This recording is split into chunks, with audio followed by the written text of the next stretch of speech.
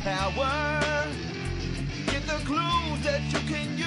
Nintendo power. Higher and higher, fighting your way through enemy fire.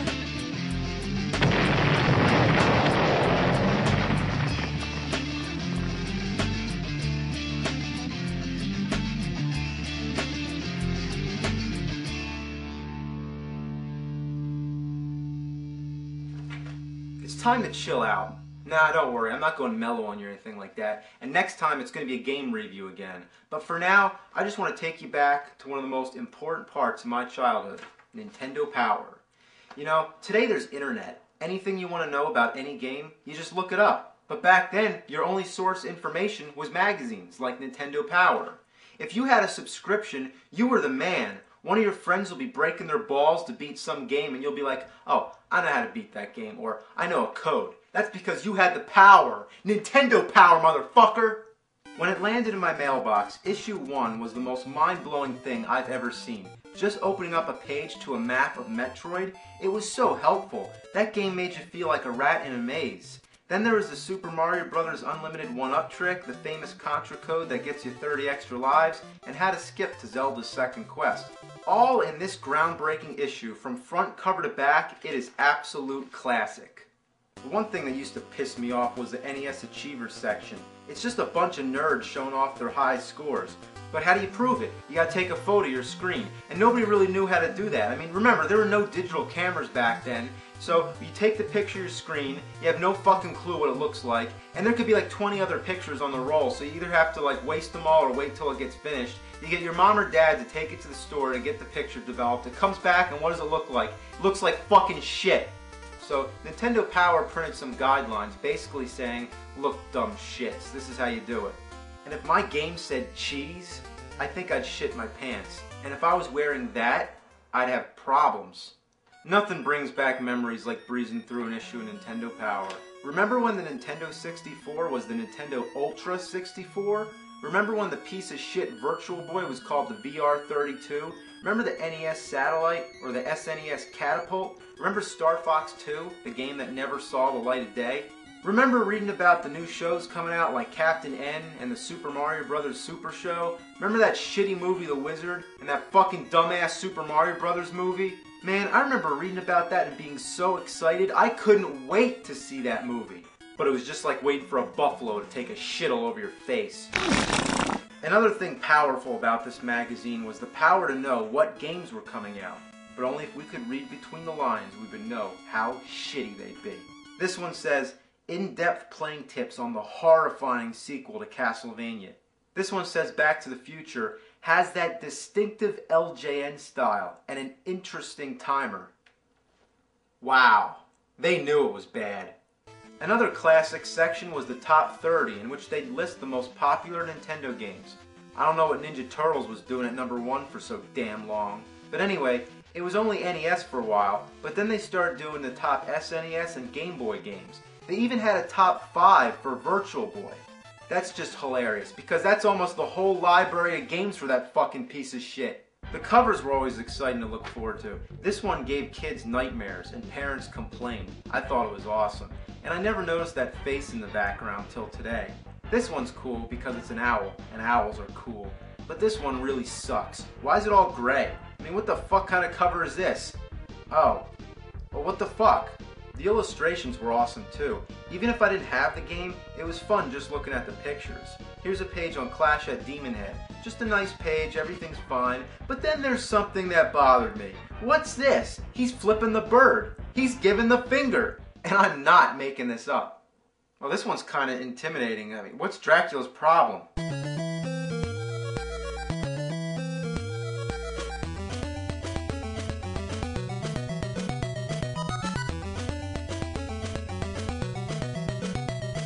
Speaking of illustrations, there were also the comics. Howard and Nestor were classic. Usually it would relate to a new game that was coming out, like this one's about Castlevania 2.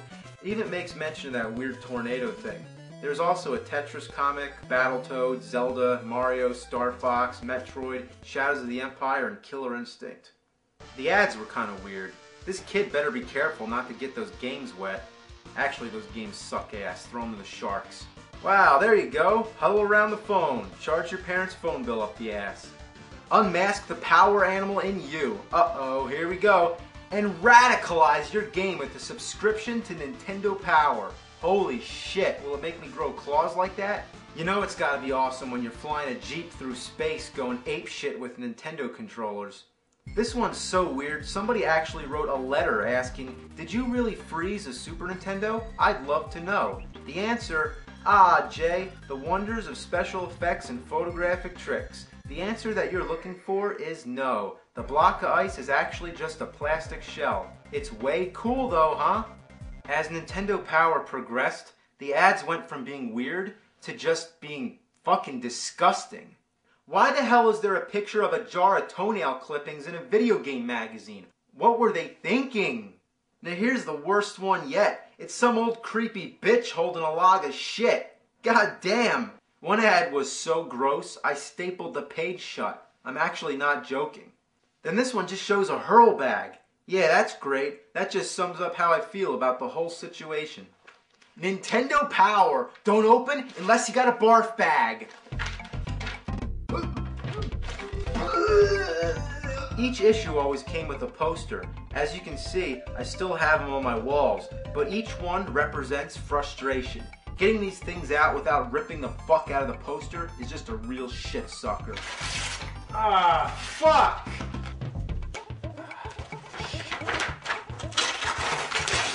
Fuck. Eventually they start putting staples in the posters. Fuck!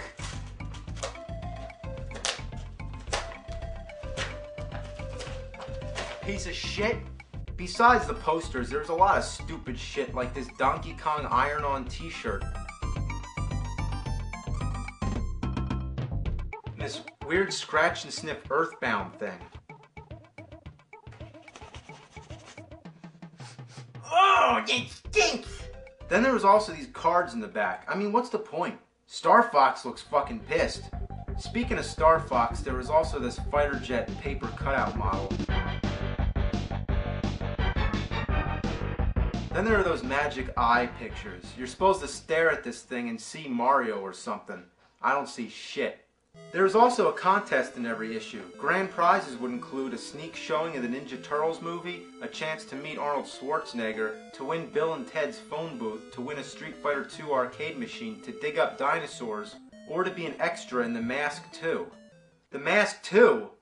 Oh, that's a great prize. That movie never got fucking made, unless you count Son of Mask, but that wasn't until about 10 years later. And did they give the winner a rain check for that? To be in a movie with a computer-generated baby, or any of the other sequels to Jim Carrey movies that don't have Jim Carrey? Then there's this prize. It's just plain weird. Have you ever dreamed yourself in a tropical paradise, surrounded by sea and sand, a volcano rising at your back? Well, not if it's erupting like in the picture. It's tropical, dude. There's the sun. I don't really see the sun. There's fun. Oh, that's where the fun is, right there. Surf. Okay.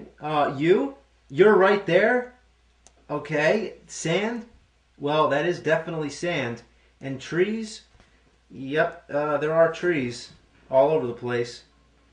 There's also a contest to design enemies for future Mega Man games. Some of the entries would include Balloon Man, Sun Man, Yo-Yo Man, Spring Man, Magic Man, Clock Man, Whip Man, Spook Man, Clown Man, and the only two female characters were Mega Woman and Mega Girl.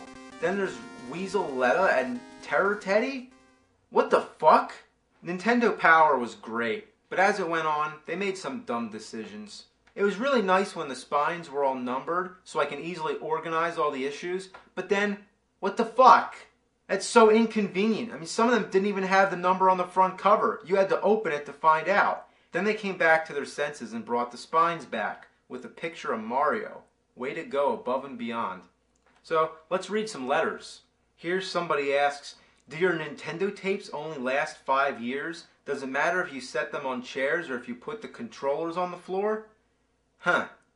Here's somebody sending a recipe for Mike Tyson's Punch. Oh, that's funny. Oh, and oh my god, here we go. We got a Zelda rap. It's a Legend of Zelda and it's really bad. The creatures in the game are really rad. This sounds familiar. Alright, now we got some Mario jokes. Why did Mario cross the road? Because he couldn't find a warp zone. What kind of fish would dare to attack Mario? A barracuda. How does Mario know what will happen in the future? He uses a Luigi board. Oh, God. Alright, now we got some Zelda jokes. How did Link win the basketball game for his team? He used his hook shot. What did Zelda tell Link when he couldn't unlock the door? Triforce. What did Link say to Ganon when he captured Zelda? Leave her alone. Okay, here's a really weird one. If Mario Paint has 41,664 dots available, judging from page 112 of the Mario Paint Player's Guide, and 15 different colors to choose from, then did you know that there are a total of 978857121979410 different possible images to create on a single page? That's a lot, eh? Just thought I'd tell you. Thanks, Ian.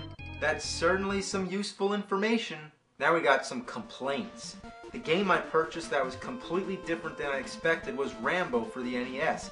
I saw him firing a machine gun on the package and it looked really cool, so I bought it. When I got home, I started to play the game. It was boring. All you do is walk around and fight with a knife. The only enemies I met were spiders, gorillas, bugs, etc.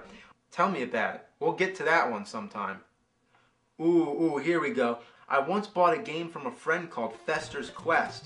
I was expecting a great game after reading about it in Nintendo Power, but even with the magazine at my side, it took me 2.5 hours to make it to the first boss, and another 2 to make it to the second. You want to know about Fester's Quest?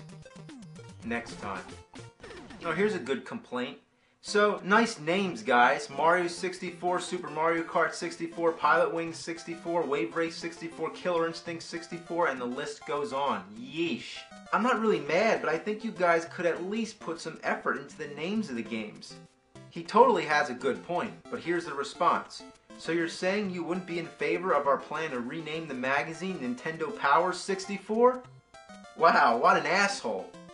It is quite apparent what an active and important role marketing plays in the video game industry. I have to wonder what you are thinking when marketing the Nintendo 64 to elementary school gamers. You risk alienating gamers 15 and up. You should target older gamers because you'll also target younger ones, since the audience perception of coolness often depends on what the older teenage audience thinks is cool. I agree. And the response? Your suggestion inspired us to target more teens with our marketing. So tune in to a very special episode of Friends this week to see... Okay, here's my letter. Dear Nintendo Power Editor, what the fuck is your problem? Get the power, Nintendo Power. Get the clues that you can use, Nintendo Power. Higher and higher, fighting your way through enemy fire.